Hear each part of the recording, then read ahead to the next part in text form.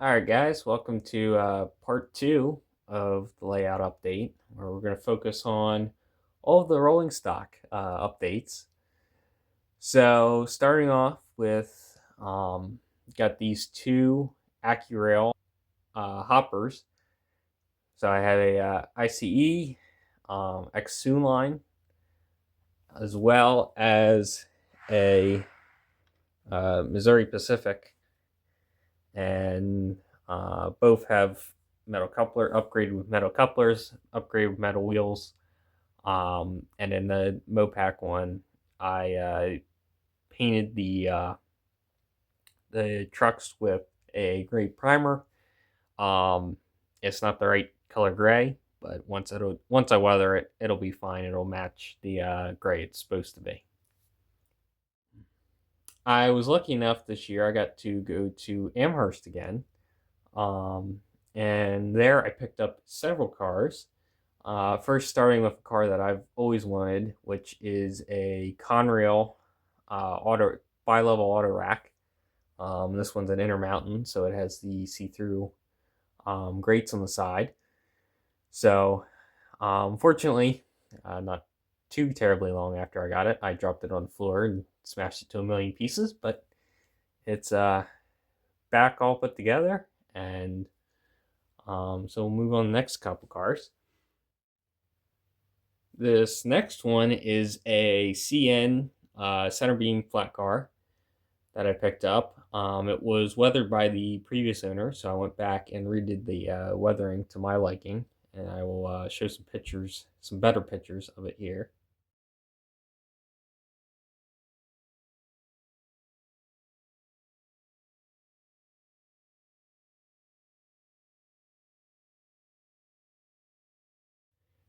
And so, yeah, I've redone the weathering on it. And other than that, not much to say. Really, one of my new favorite center beams that I've done. So the last group of cars that I've gotten from Springfield was first this Athearn Genesis DM&E yellow hopper car, an Atlas AEX 4-bay hopper car AFC,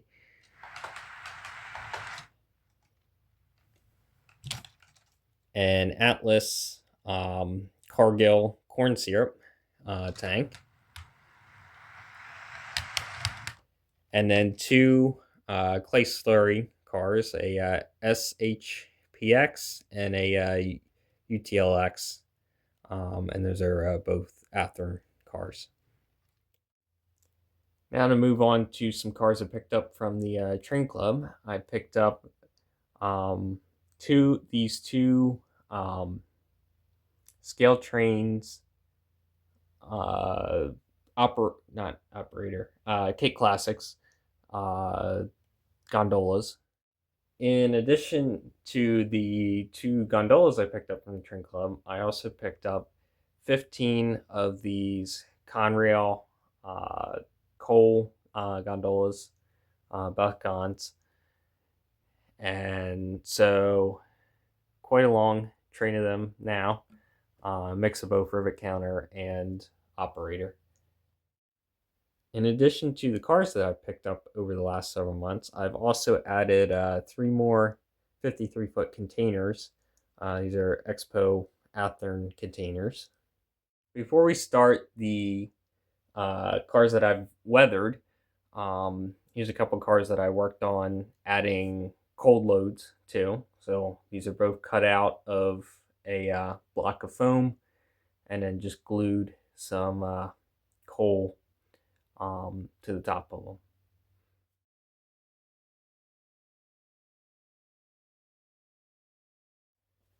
Moving on to cars that I've weathered. This was a car I weathered several years ago, I believe. But it actually came with the wrong, well, I shouldn't say wrong. One end had the roller bearing trucks, and the other end had friction bearing trucks. So half the car was wrong. And I finally got a replacement set of wheels. So I installed those and weathered those um, accordingly. And then there is the opposite side of the trucks. Moving on to a couple more cars that I fixed. One is this French's car. Um, some of the paint had just gotten scraped up on the side of it, so I fixed that. And I also fixed some of the patching because some of it didn't make sense. I never put a patch over the actual rusted portion of the car, which was probably the only part of the car that would actually need a patch.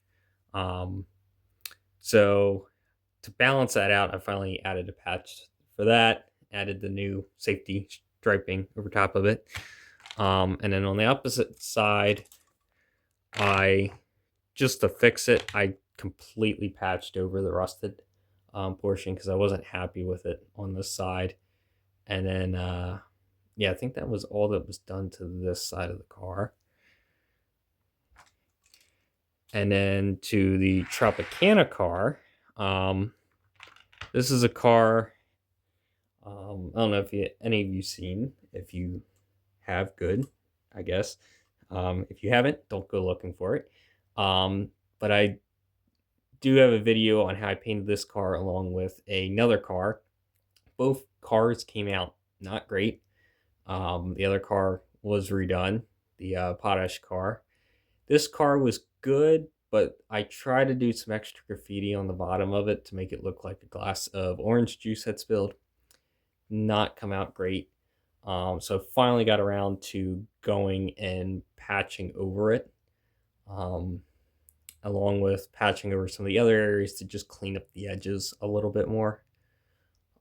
There are also some other cars that during the same time I went and patched, but the patches aren't either significant enough for me to show off, or there's still cars that I'm debating even redoing some of those patches. Moving on to some of the cars that I have gotten done. This was one I got done much earlier this year. It's a carbon black car. Um, Beat up this side quite a bit, but still wasn't. This is more of kind of patchy rust. If you look at prototype photos, um, fading. These don't get quite as beat up as the original carbon black cars do. In fact, this particular car, I found pictures of a complete repaint on it. Um, so it was very not beat up. But I wanted to have one that was a little beat up at least. So the opposite side did a little bit of fading, a little bit of pitting here and there, but not a ton done to this car. And I'll show some better outside pictures.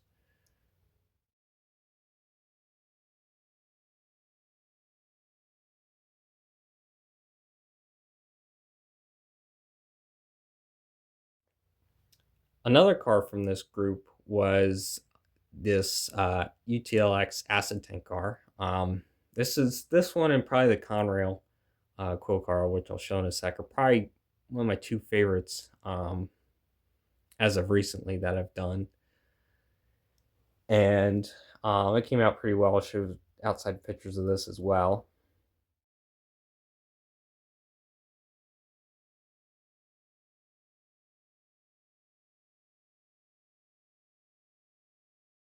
But it ended up streaking down more heavily on this side, just a lot of kick-up spray. Um, Faded down with a more of a tannish kind of chalkiness. These cars I found get kind of more chalky um, rather than fading to like a white, a complete white kind of color. This side just a little bit lighter, still some streaking down the side, and again, kick up spray.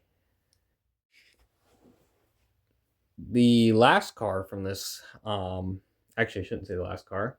The last single car from this group of weathering I did is this Conrail coiled shield.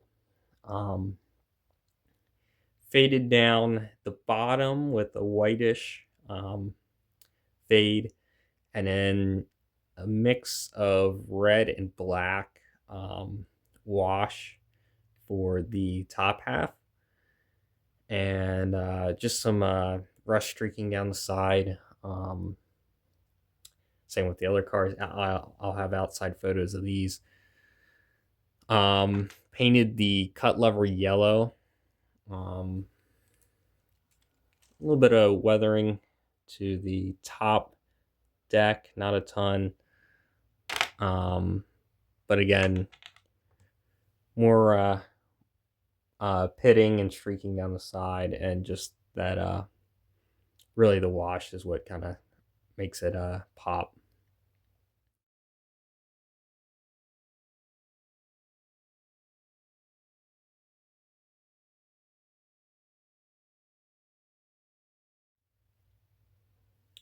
So the last car from this first group of weathering are these 53-foot BNSF well cars.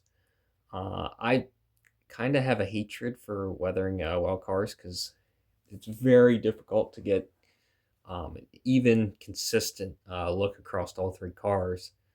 And plus, it takes forever. But I ended up getting around to doing these cars, and they turned out pretty well. It took quite a while. I did it in several light layers, um, because it's very easy to go overboard on these cars. But as you can see, a very consistent coat across the cars.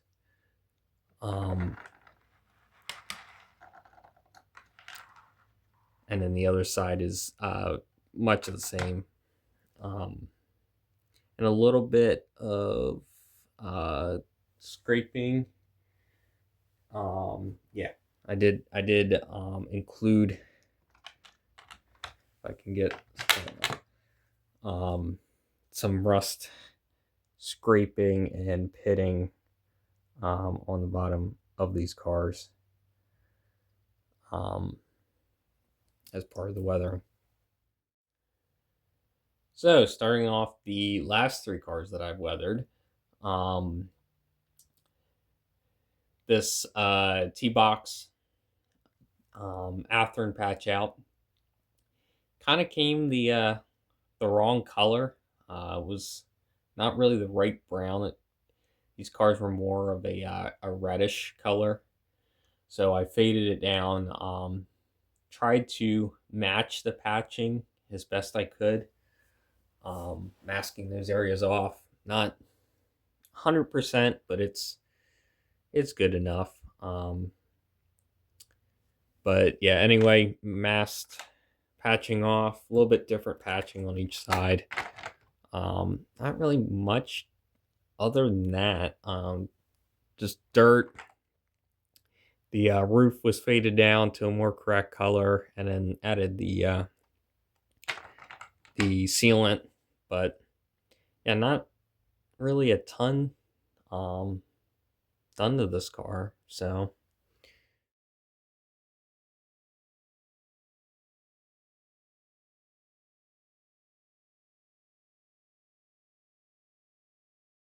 the next car is this air slide car that I've had for a couple of years, I believe.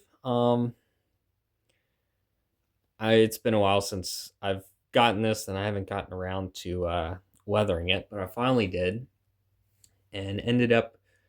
Um, this side went with a lot of patching, patched over the candy billboard scheme.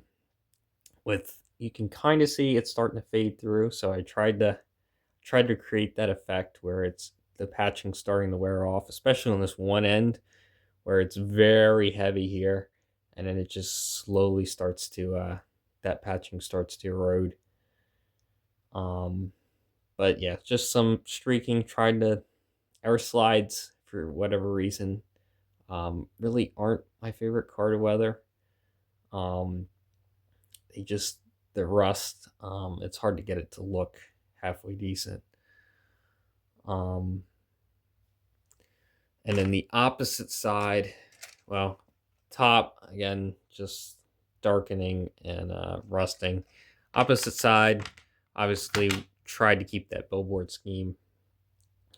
Different uh, safety striping locations. It's a little bit of rust streaking down the side, but yeah, try to keep this side a lot cleaner looking than the other side.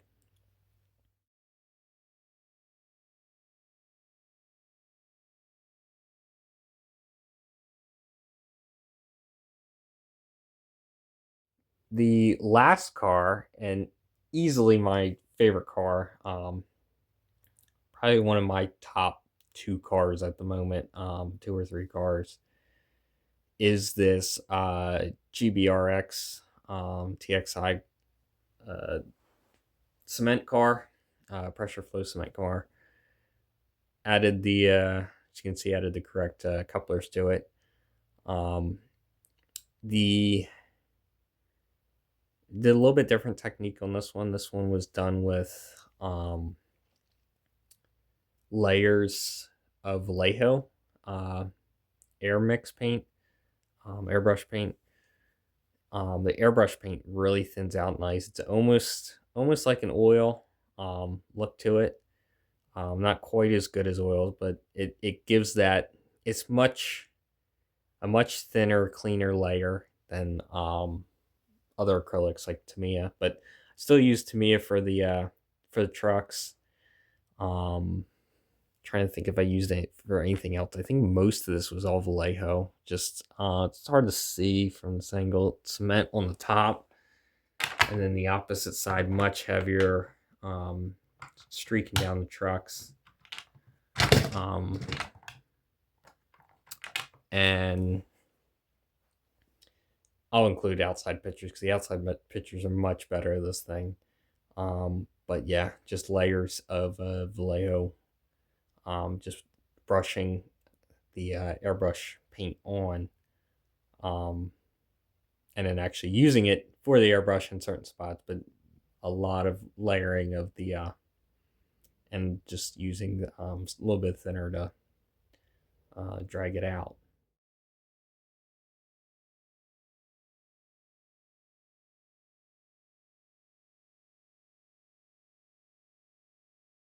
But that's the last car for now at least, and I'll leave you guys with a run by of the Coal Train, and I'll see you guys in the next video.